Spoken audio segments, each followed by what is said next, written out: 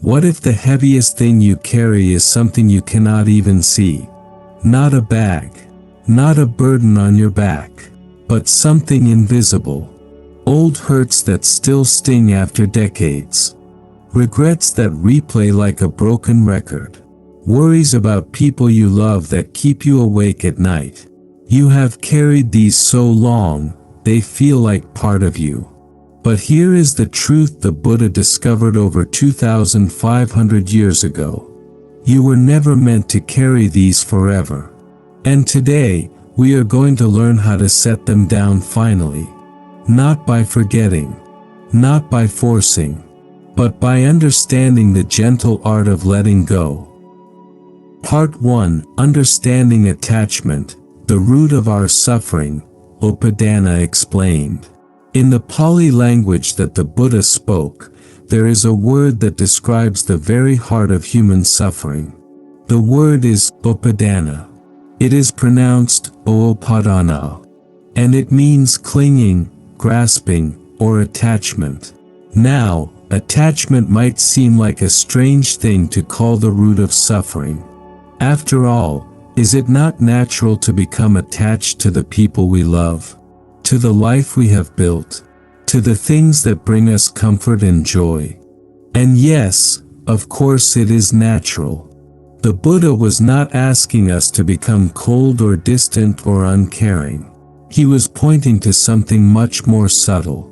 He was showing us the difference between love and clinging, between appreciation and grasping, between holding gently and gripping so tightly that we crush what we are trying to protect. Think of a handful of sand. If you hold your hand open, palm up, the sand rests peacefully. You can feel its warmth. You can admire its golden color. You can appreciate its presence. But what happens if you clench your fist, trying to possess the sand, trying to make sure it never leaves? The sand slips through your fingers. The tighter you grip, the more you lose. This is the nature of clinging. It does not protect what we love. It suffocates it. It does not give us security. It gives us anxiety. Because deep down, we know the truth. We know that everything changes. And when we cling to what cannot stay the same, we set ourselves up for endless struggle. The Buddha identified 4 main types of clinging. The first is clinging to sensory pleasures.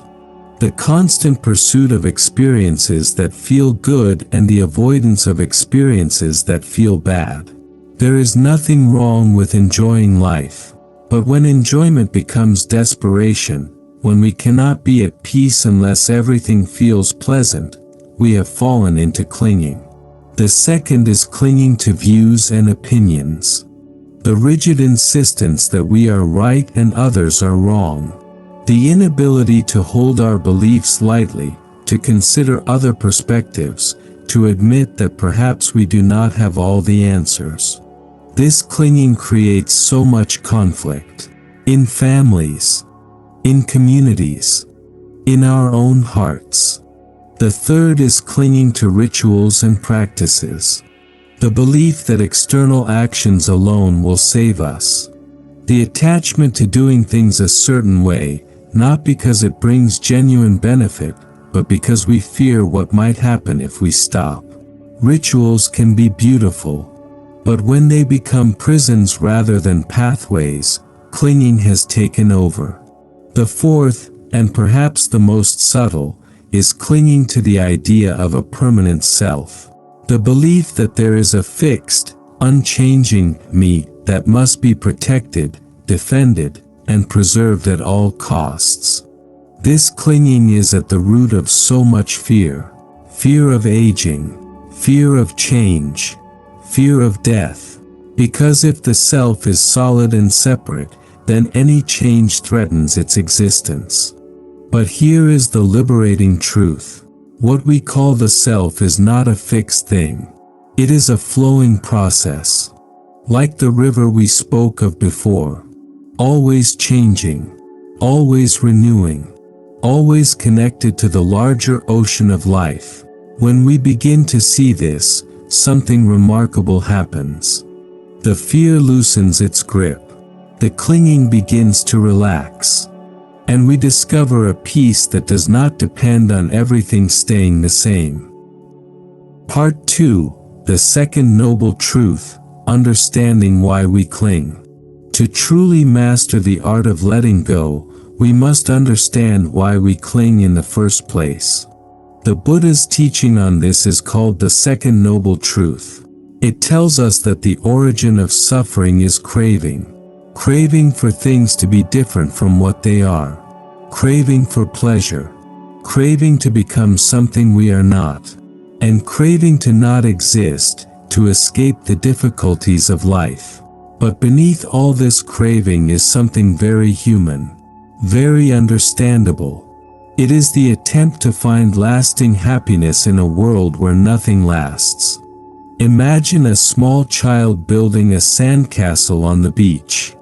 With each wave that threatens to wash it away, the child becomes more frantic. Building walls. Digging moats. Trying desperately to protect what cannot be protected. Eventually, the tide comes in. The castle dissolves. And the child cries as if the world has ended. We may smile at this image. We know that sandcastles are not meant to last. But are we so different?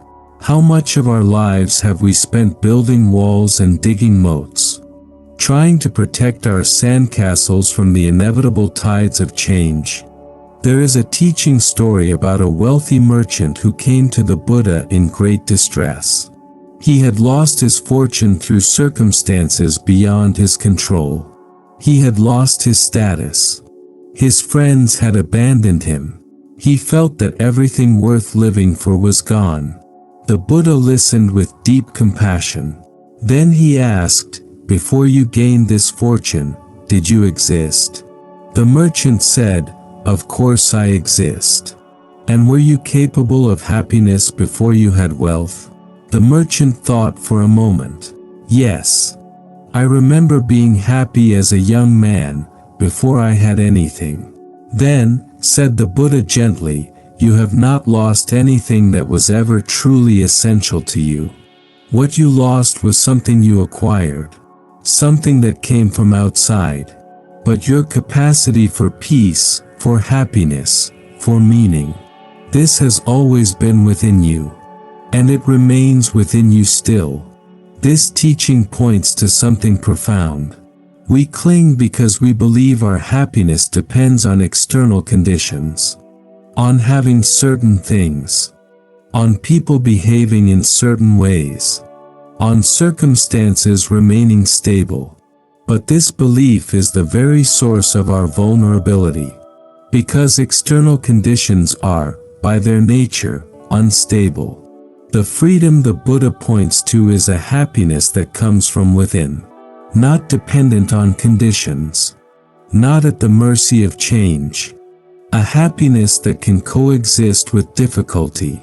That can remain steady even when waves are crashing all around. This does not mean we stop engaging with life.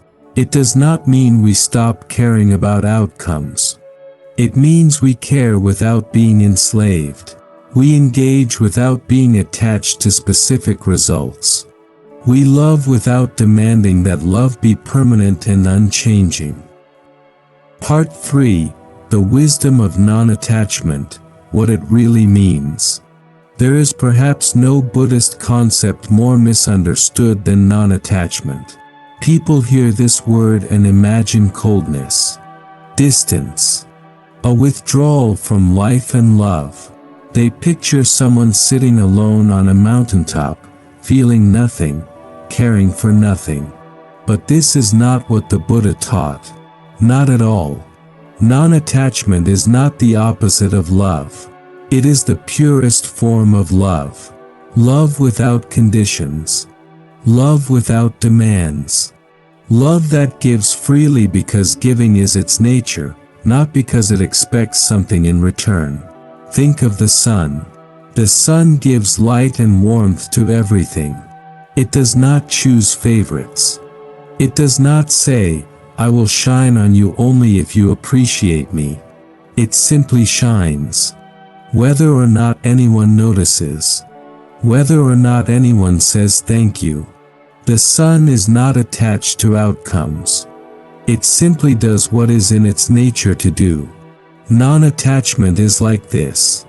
It is giving your love, your presence, your kindness, because this is your nature. Because this is who you are. Without keeping score. Without expectation. Without the subtle contract that says, I give so that I will receive. There is a beautiful Zen story about this. A monk was traveling through a forest when he encountered a venomous snake blocking his path. Most people would have run away or tried to harm the snake. But the monk simply sat down and waited. He had no attachment to reaching his destination at a particular time. He had no aversion to the snake's presence. He simply observed. After some time, the snake moved on. The monk continued his journey. When he reached the village and told this story, people were amazed. Were you not afraid? They asked.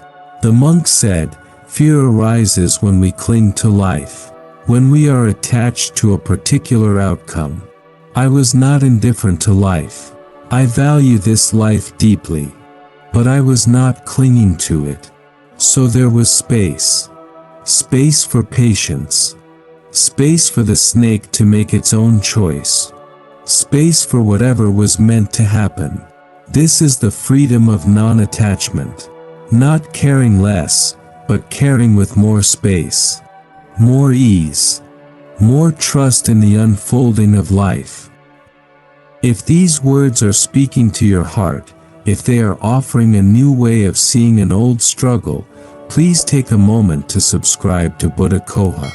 This channel is dedicated to sharing wisdom that heals, that liberates, that brings peace. By subscribing, you join a community of seekers walking this path together. You ensure that these teachings reach more hearts that need them. And you become part of something beautiful. Part 4. The practice of letting go, practical steps on the path. Now we come to the practical question. How do we actually let go? We understand the teaching. We see the wisdom in it. But when the old hurt arises, when the worry keeps us awake, when the regret plays like a broken record in our minds, what do we actually do? Here are some practices that have helped countless seekers over thousands of years. Approaches that you can apply today, right where you are, in the midst of your ordinary life. The first practice is simply recognizing what you are holding. Before we can let go, we must know what we are carrying. This requires a gentle honesty with ourselves. Not judgment. Not criticism. Just awareness. You might try this. Take a piece of paper. Sit in a quiet place. And write down what is weighing on your heart. The grudges. The regrets. The fears. The worries. The expectations. Just write them down. Not to analyze them. Not to solve them. Just to see them clearly. There is power in naming what we carry. Often, the things we hold unconsciously have more power over us than the things we acknowledge. When we bring them into the light of awareness, they begin to lose their grip. The second practice is understanding that holding on is a choice. This may be difficult to accept at first. After all, it often feels like we have no choice. The thoughts come unbidden. The feelings arise without our permission. How can we say that holding on is a choice? But notice this. The thought or feeling arises. This is true. We cannot always control what arises. But then, something else happens. We engage with it. We replay it. We add to it. We build stories around it. We feed it with our attention and our energy. This feeding is the choice. And once we see it as a choice, we gain power. We can choose differently. Not by fighting the thought or feeling. Not by pushing it away. But by simply not feeding it. By letting it be without adding to it. By allowing it to arise and pass, like clouds moving through the sky. The third practice is cultivating compassion for yourself. So often, when we struggle to let go, there is an underlying harshness toward ourselves. We think, I should be over this by now. What is wrong with me? Why am I still holding on to this after all these years? But this self-judgment only adds another layer to our burden. Another thing to carry. Another thing to eventually let go of. What would happen if, instead of judging yourself for holding on, you simply acknowledged the pain with kindness? What if you said to yourself, this is hard. This hurt deeply. It makes sense that I have carried this. But I do not need to carry it anymore. I permit myself to set it down. The Buddha taught a practice called metta, often translated as loving kindness. In this practice, we offer gentle wishes of well-being to ourselves and others. May I be happy. May I be healthy. May I be at peace. May I be free from suffering. When we practice this toward ourselves, something softens. The clinging loosens. Not through force, but through kindness. Through the gentle reminder that we deserve peace. That carrying this burden is not a requirement. That letting go is an act of self-love. The fourth practice is recognizing impermanence in the present moment. When we are clinging to something, we are treating it as if it were permanent. As if it were solid and unchanging. But when we look directly at any experience, we see that it is constantly changing. Try this with a painful memory or a worry. Instead of getting caught up in the content, the story, the details, just notice the feeling in your body. Notice its qualities. Is it tight? Is it heavy? Is it hot or cold? And then keep watching. Notice how it changes. It moves. It shifts. It is not solid at all. It is more like a wave, rising and falling, coming and going. When we see the impermanent nature of our suffering, clinging becomes harder to maintain. We cannot cling to a wave. We can only let it pass. The fifth practice is redirecting your attention to the present moment. Much of what we cling to exists not in the present, but in the past or the future. We cling to memories of what was. We cling to fears of what might be. But what exists right now? Right now, there is breath. There is a body. There is the aliveness of this moment. And in this moment, is the past actually here? Are your worries actually happening right now? When we anchor ourselves in the present, we find that there is often nothing to let go of. The suffering we carry exists in time, in memory and anticipation. But the present moment, when we meet it directly, is often quite peaceful, quite simple, quite free. Part 5, Stories of Letting Go, Wisdom from the Ancient Teachings. Throughout the Buddhist teachings, there are many stories that illuminate the path of letting go. Let me share a few that might speak to your heart. There is the famous story of the two monks and the woman at the river. Two monks were walking together when they came to a river crossing. There, a young woman stood, unable to cross the fast-moving water. The older monk, without hesitation, picked her up, carried her across, set her down on the other side, and continued walking. The younger monk was deeply disturbed. Their monastic rules forbade touching women. He stewed in silence for hours, his mind churning with judgment and confusion. Finally, he could contain himself no longer. "How could you carry that woman?" he demanded. "We are not permitted to touch females." The older monk smiled gently and said, "I set her down hours ago at the river. Why are you still carrying her?" This story points to how we carry things long after the experience has passed. The older monk acted in the moment according to what compassion required. Then he moved on. His mind was free.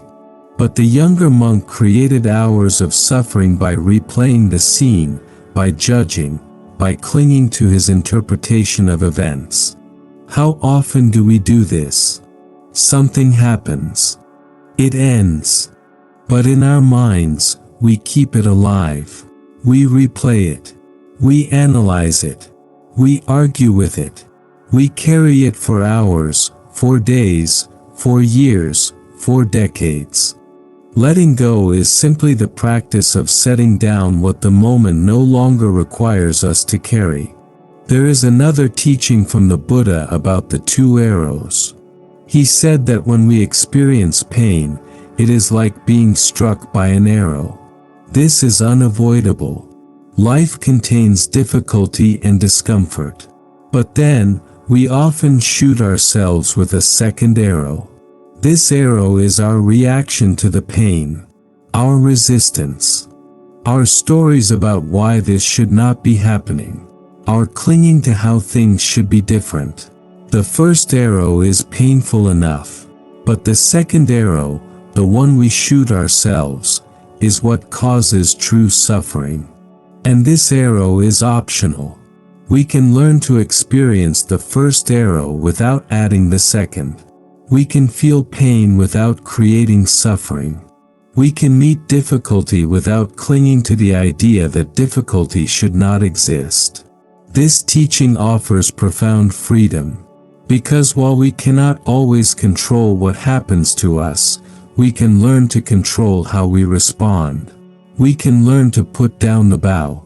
To stop shooting ourselves with second arrows. Part 6. Letting go as an act of trust, surrendering to life's wisdom. At the deepest level, letting go is an act of trust. Trust that life knows what it is doing. Trust that the river of existence is flowing toward the ocean, even when we cannot see the destination. Trust that what falls away was meant to fall away.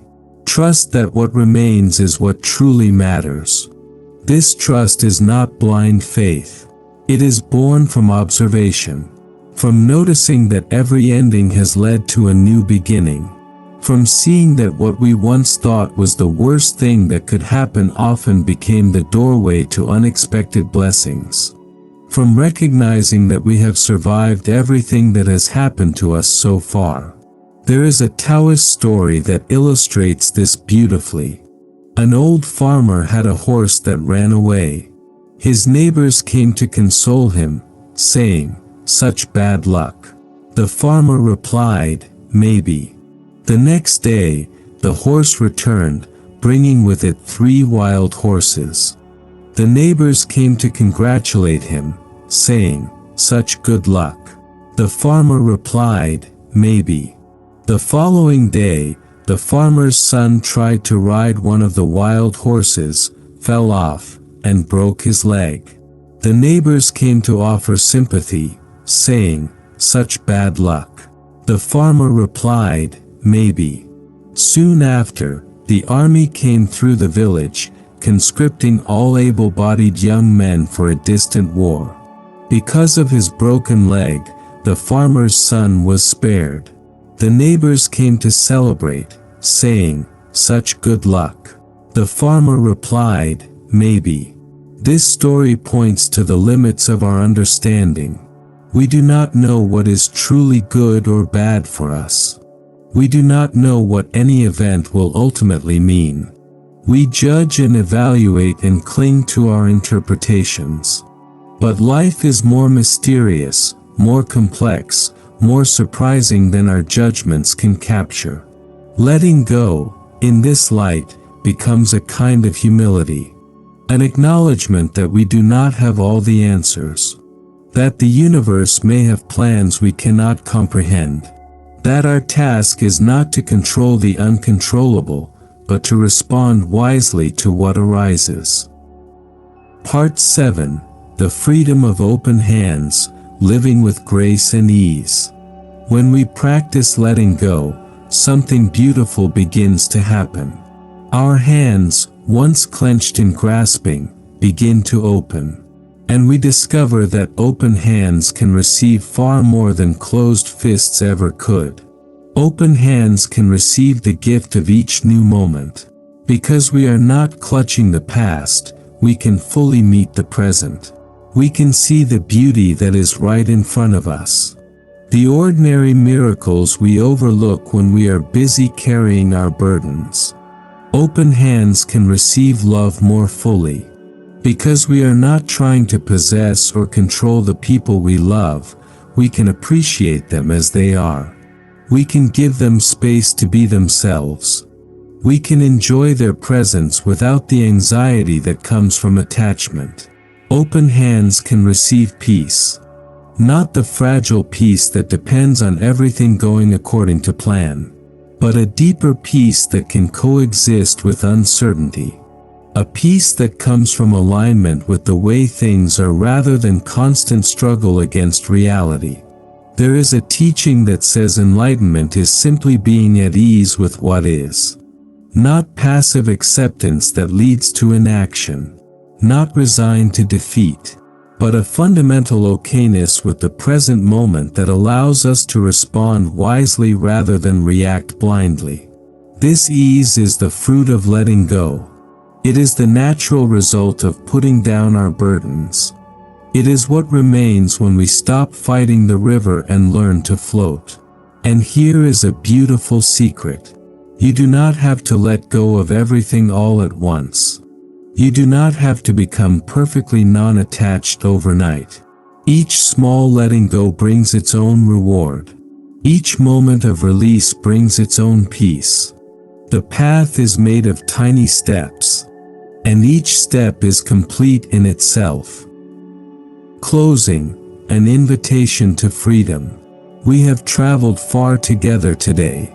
We have explored the nature of attachment and understood why we cling. We have discovered what non-attachment really means. We have learned practical steps for letting go. We have heard stories that illuminate the path. And we have seen that letting go is, ultimately, an act of trust and an invitation to freedom. But the most important thing is not what you have learned. It is what you will practice. Knowledge without application is like a beautiful seed that never gets planted. It holds potential but never grows. So I invite you to choose one thing. Just one burden you are ready to set down. One grudge you are tired of carrying. One regret you are willing to release. One worry you can acknowledge and then gently let float away like a leaf on a stream.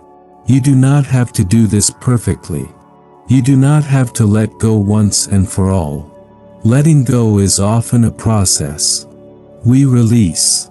The clinging returns. We release again. It is like training a muscle. Each time we practice, we become stronger. Each time we let go, it becomes a little easier. And remember, letting go does not mean forgetting.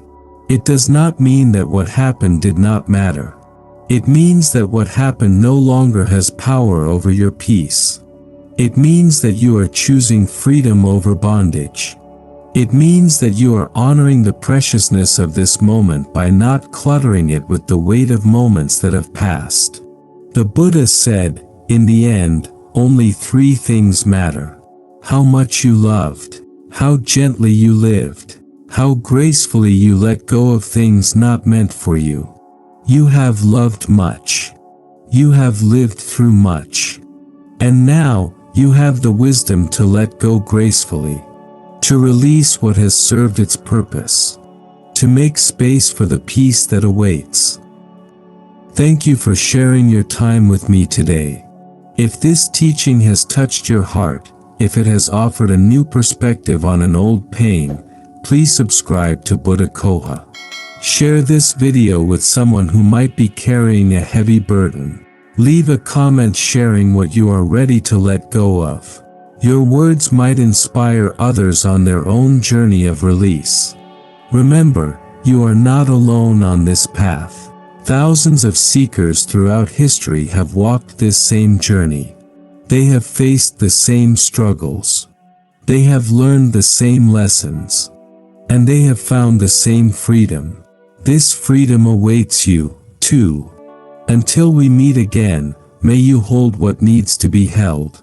May you release what needs to be released. May you find the wisdom to know the difference. And may you rest always in the peace that comes from open hands and an open heart. Breathe gently. Walk softly. Let go gracefully. And know that you are exactly where you need to be.